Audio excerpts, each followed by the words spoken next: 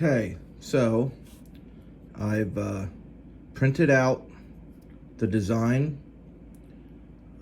I glued it on the panels with Modge Podge, and then once it dried, I gave it a clear coat over the top with Modge Podge. And when you brush that on, if you can, you want to try and keep the brush lines as small as possible, because when you clear coat it, those ridges and all stuff will be there, and then you have to kind of put a couple of layers on and sand it down, and some more layers and sand it down, so you can smooth it out if you have the brush lines. So glue it down, let it dry, give it a coating over top to help seal it, let that dry. I like to leave it dry for a couple of days, let it really cure. And then I spray coat it with some clear lacquer out of a spray can. That's all I use. But I go a far distance away so that it's almost drying as it hits. If you just give it a coat right away, it seems like sometimes the Modge Podge and the clear coat may react. And if that's the case, then you can just sand it all down and start all over again. But you want to try and prevent that. So I give a couple of coats that are real light and almost drying as they hit, till I have a nice good coat of that. Then I just give normal coats of clear coat, maybe 2 or 3, let that cure for a couple days. I use some really fine grit sandpaper and smooth it down, sand it down real smooth. And then another coat or 2 of clear lacquer. And then that's what I have here. So here's my one side panel, and there's the printout of it. Regular printer paper. But that's the one side panel. Here's the other side panel.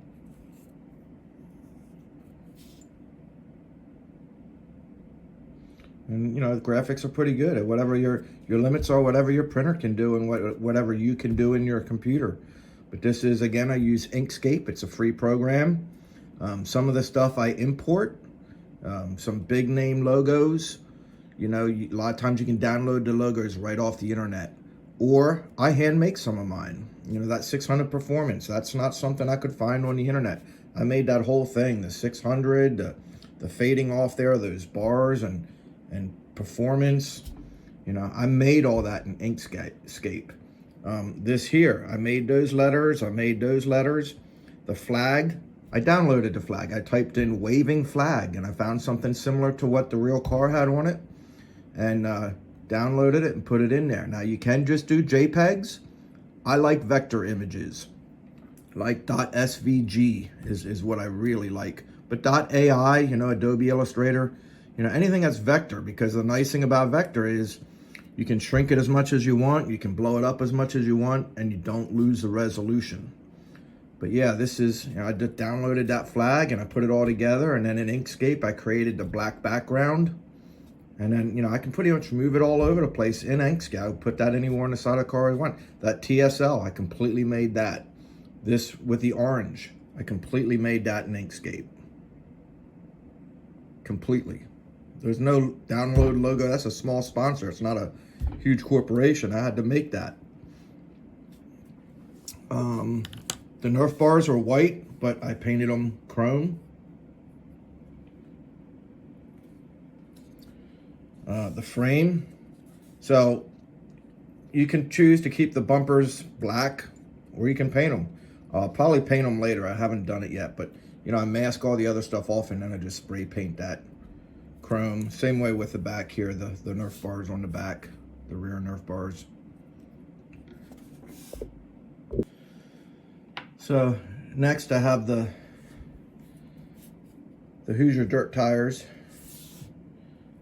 How good you can see that in the camera.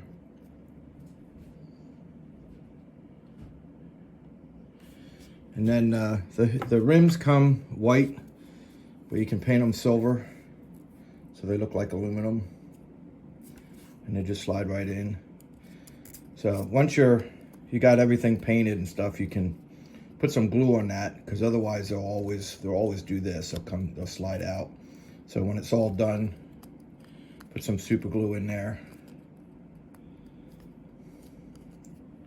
Oh, can't get that in front of the camera. There we go.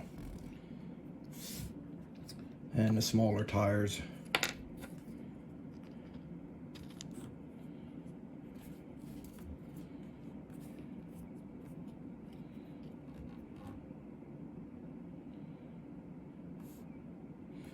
Okay, and then I have two little axles here. The hood, said in the hood. There's the visor with his name on it. Tim Buckwater. So, in the rims, it's kind of cool. They all have bead locks. If you don't, you know, I know the real cars only have bead locks on the right side. Usually not on the left, but some guys have them all the way around. So all of them have the bead lock. If you don't like it, you can always sand off the little nuts on the top. You can always sand them off. A file works really good if you want to get rid of those. Just file them off. You know, here's a car I did. This is a Kyle Larson car. The Nerf bar fell off on this side. I got to glue it back on.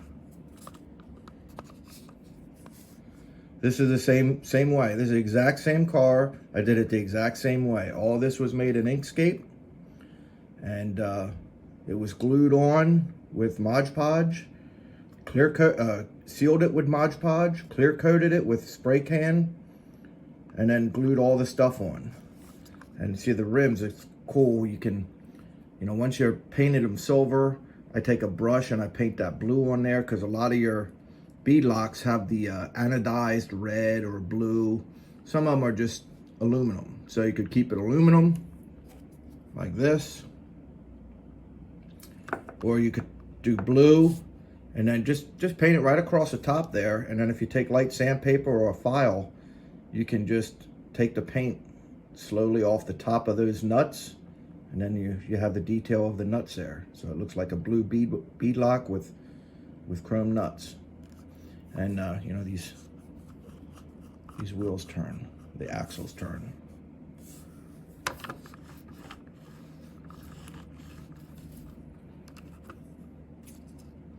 And there's a tail.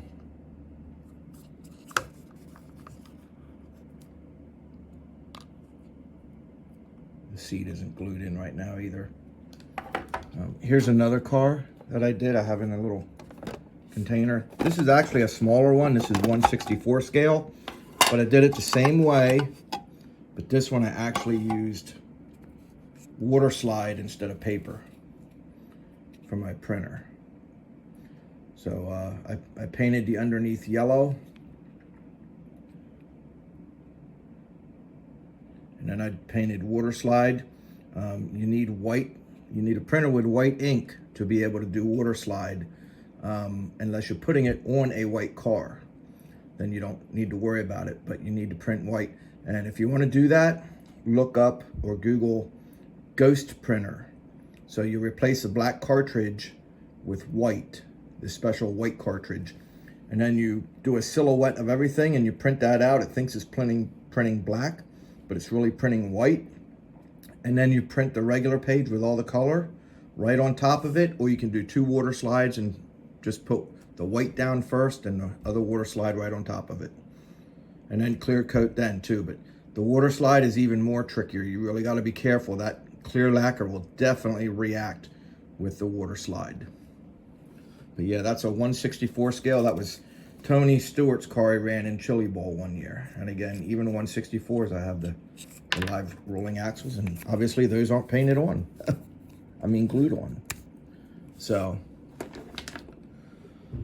so back to this. So I'm going to assemble this now. Pull this back a little more. So the sides go on pretty easy.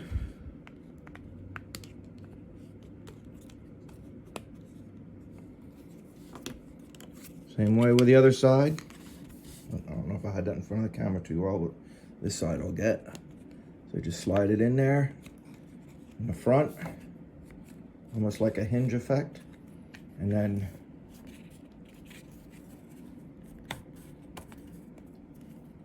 there it is. And it pretty much will stay like that. the side panels. But I like to glue them on. Okay, take the hood here and you mount the hood on. You have to glue that on. What I like to do is I glue that on, and then I put glue on the insides of the panels here, where you can see on the inside, you can see where the frame it would be. So you can glue it at various spots where the frame would be. And then I'll take either a rubber band and just hold it together till the glue sets, or you could even use like wood clamps, but you know, you got to be careful with wood clamps, just enough to close it up there and glue it in. So I'm going to leave this off for right now. You would put that on, and then you put the visor. So I'm going to hold it there for right now, but see the visor goes up there, the hood's there. You glue all that fast, which right now it's not glued, it'll just fall. So I'm going to take that apart, but you can imagine that's there. Put the axles in. I like to put one axle in the tire first, and I'll run it through.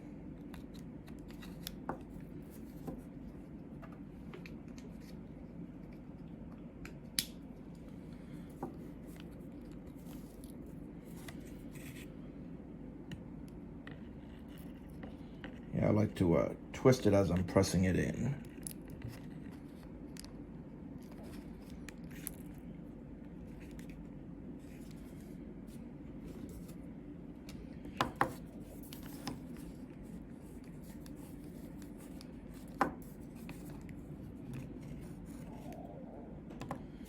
Okay, and now the front axle. Put one in here first. Put it through. Oops, I don't have a rim in there.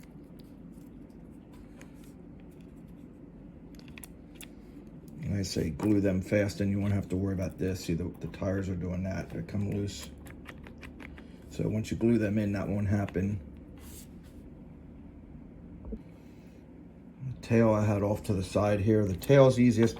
There's a good, I don't think I showed you the tail yet. So the tail can be tricky, you know, you don't want the number too big. You don't want it too small. And the tail is curved, so I really cut out with a scissors or an X-Acto knife, whatever you want to use, as close as you can to that shadow outline. And then I do the same thing. I use Modge Podge bottom, glue it on, seal it on the top. Same way with a clear lacquer, same way as I do with the panels. But when you're putting this on with a Modge Podge, at first, you know, you have to kind of bend it because this is a curved surface. It's not straight. But if you cut it out pretty good, you know, the paper will kind of flex. You can see it turned out pretty good.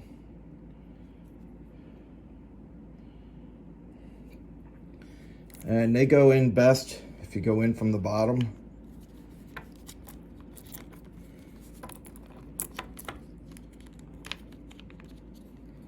And again, I would glue it to the frame in the front there. Right there, it's holding pretty good, but I mean, it's loose in there, see? But, yeah, see? You gotta glue it in, which I'm not gonna do right now, but